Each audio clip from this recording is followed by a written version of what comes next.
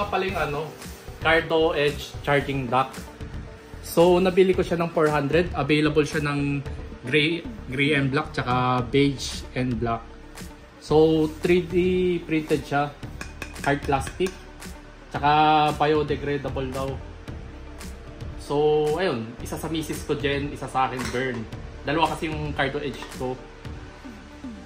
So ito yung Cardo Edge ko. Yan. Swak siya.